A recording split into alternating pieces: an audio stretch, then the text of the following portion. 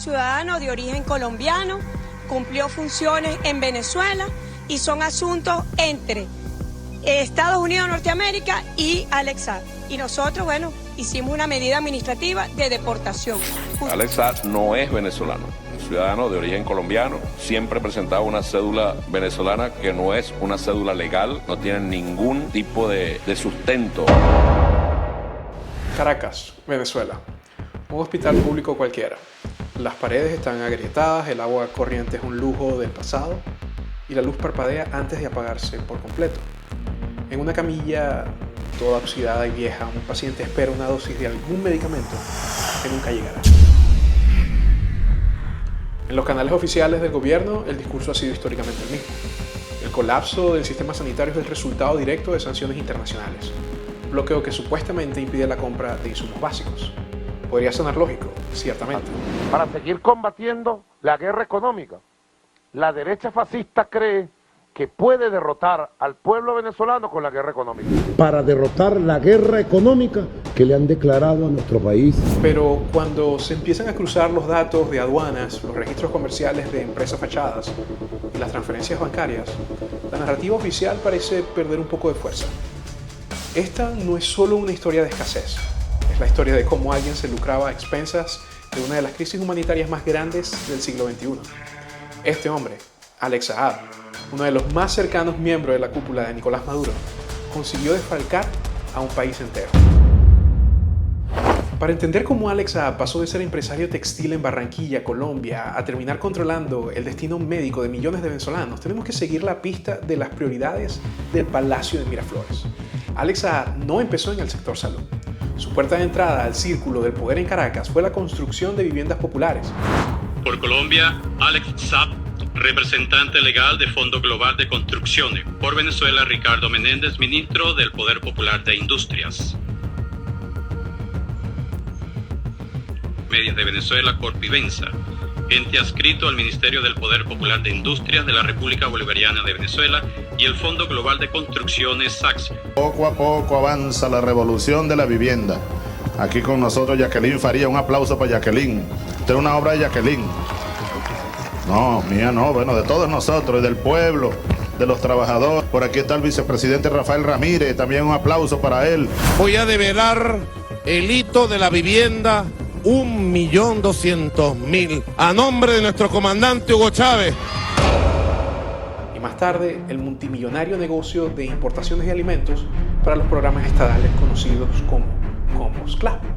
El método, comprar alimentos de baja calidad o sobrefacturados en México, Turquía y Emiratos Árabes y venderlos al Estado venezolano a precios inflados a través de una red opaca de empresas offshores asentadas en Hong Kong, Panamá y Suiza. Pero el negocio del hambre fue solo el ensayo general. Cuando las divisas comenzaron a escasear y el sistema de salud pública venezolano entró en cuidados intensivos, la red de Saab vio una nueva oportunidad de expansión. Si el Estado necesitaba desesperadamente medicinas, el intermediario perfecto ya estaba listo para operar. El esquema CLAP se replicó, pero esta vez con los fármacos y cualquier elemento que podía salvar vidas. ¿Cómo funciona exactamente este mecanismo? Sigamos la lógica financiera de los contratos aprobados. Cuando una institución pública venezolana aprueba un presupuesto para adquirir medicamentos esenciales, como por ejemplo la insulina, el dinero no va directamente a los laboratorios farmacéuticos internacionales. El trayecto es mucho más complejo. Primero viene la asignación. El contrato se adjudica a corporaciones intermediarias que no tienen fábricas de medicamentos, sino meras oficinas en paraísos fiscales. Luego hay una triangulación, y esto es muy clave. Estas empresas compran saldos de medicamentos, principios activos de baja especificación o insumos médicos en mercados con escasa regulación, muchas veces a una fracción del costo real. Y luego viene algo que se llama el desvío. La diferencia entre el precio real del mercado y el precio facturado al Estado se desvía a cuentas bancarias en el extranjero y estas empresas offshore, diluyendo el resto del dinero a través de complejas redes de propiedad. Miremoslo de esta manera. Si tomamos los reportes oficiales del Ministerio de Salud sobre los presupuestos asignados para medicamentos de alta prioridad entre 2016 y 2020, las cifras suman cientos de millones de dólares. Se suponía que ese dinero iba destinado a grandes farmacéuticas en Europa o laboratorios certificados en India. Pero cuando filtramos los manifiestos de carga por los puertos de entrada en Puerto Cabello y La Guaira, Los laboratorios tradicionales simplemente no aparecen. En su lugar, el 70% de las importaciones farmacéuticas estatales de ese periodo apuntan a corporaciones fantasmas intermediarias, muchas de ellas vinculadas directamente a la Red Group Grand Limited y a Sassy Food. Hagamos matemática básica con un caso real. Imaginemos un lote de reactivos para laboratorios de oncología. El valor real del mercado internacional de exportación en India o China es de unos $10 por unidad. Pero cuando cruzamos el manifiesto de aduana con la orden de pago autorizada por el Banco Central de Venezuela, el costo facturado por la empresa intermediaria de Saab asciende a $120 por unidad.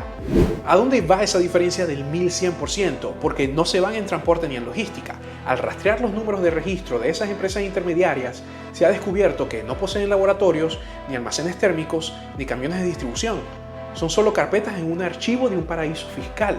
El dinero público salía en dólares preferenciales de Venezuela hacia cuentas en Suiza y Emiratos Árabes, mientras que a los hospitales venezolanos llegaba apenas una fracción de los insumos prometidos, muchos de ellos vencidos o sin los registros sanitarios mínimos exigidos por la ley. Los datos no mienten. La escasez no fue una falla de presupuesto, fue un drenaje sistemático de recursos a la vista de las aduanas. La importancia de Alex Saab para el entramado financiero de Caracas quedó demostrada no por lo que decía la prensa, sino por los extremos a los que llegó el gobierno de Nicolás Maduro para protegerlo. Tras ser arrestado en Cabo Verde en 2020 y extraditado a los Estados Unidos el año siguiente, en 2021, bajo cargos de lavado de dinero, Saab se convirtió en la principal ficha de negociación del Palacio de Miraflores. Llegó un avión, se bajaron unos matones, unos sicarios, lo buscaron y lo sacaron a golpes desde el lugar donde estaba como casa por cárcel y se lo llevaron sin avisarle a los abogados, a la familia ni a nadie. El punto de quiebre llegó en diciembre de 2023. En un movimiento político de alto impacto, la administración de Joe Biden, buscando destrabar un diálogo político y asegurar la liberación de ciudadanos estadounidenses detenidos en Caracas, otorgó un perdón presidencial estrictamente acotado a Saab. A cambio de la liberación de 10 estadounidenses y cerca de una veintena de prisioneros políticos venezolanos, Saab fue liberado de la prisión de Miami y devuelto a Venezuela. Fue recibido en el Palacio Presidencial como un héroe de la revolución. Maduro no tardó en legitimarlo públicamente, nombrándolo posteriormente ministro de Industrias y Producción Nacional. El operador financiero de las sombras estaba en la cúspide del poder, aparentemente intocable. Pero en la geopolítica de Caracas, la lealtad y el poder son efímeros. El panorama cambió drásticamente con la reciente captura de Nicolás Maduro tras las operaciones de inteligencia y las incursiones de los Estados Unidos en territorio venezolano, el famoso 3 de enero de 2026. Ante el vacío de poder y el colapso del liderazgo principal, la estructura del régimen se fracturó. La actual líder interina, para algunos la dictadora interina, Delcy Rodríguez, asumió el control de los cuerpos de seguridad e inició una reconfiguración interna inmediata. En enero de este año, Rodríguez destituyó formalmente a Alex Saab de su cargo y esa protección absoluta de la que gozaba se disolvió en cuestión de semanas. A principios de febrero, en una operación conjunta que evidenció el giro político interno, Saab fue arrestado nuevamente en Caracas por el Servicio Bolivariano de Inteligencia, el famoso SEBIN. Aunque sectores oficiales intentaron inicialmente negar el arresto, esgrimiendo su antiguo pasaporte diplomático, la realidad institucional era otra. Las idas y venidas de Alex Saab en los tribunales internacionales, los intercambios de prisioneros de la Casa Blanca y las purgas internas de Caracas son solo la superficie de la historia. Más allá de debates diplomáticos, los pasaportes cuestionados y los giros de tuerca judiciales, la verdadera dimensión de sus operaciones se mide sobre el terreno. Se mide en datos de desabastecimiento crónico reportados por las federaciones médicas independientes, en la falta de reactivos esenciales y en el deterioro de los equipos de soporte vital en los hospitales venezolanos. Cada dólar desviado para mantener activa la estructura de comisiones y el arbitraje cambiario de las empresas intermediarias es un dólar que se le restó a la seguridad sanitaria de una nación. La crisis de salud no es un accidente de la economía ni una simple consecuencia de las sanciones externas. Es el resultado de un sistema diseñado para priorizar el beneficio financiero de unos pocos intermediarios en las sombras. Al final, cuando las piezas del tablero político se siguen moviendo, lo único que permanece inalterable es el costo humano. Es un sistema en ruinas, hospitales sin insumos y una población que sigue pagando el precio más alto.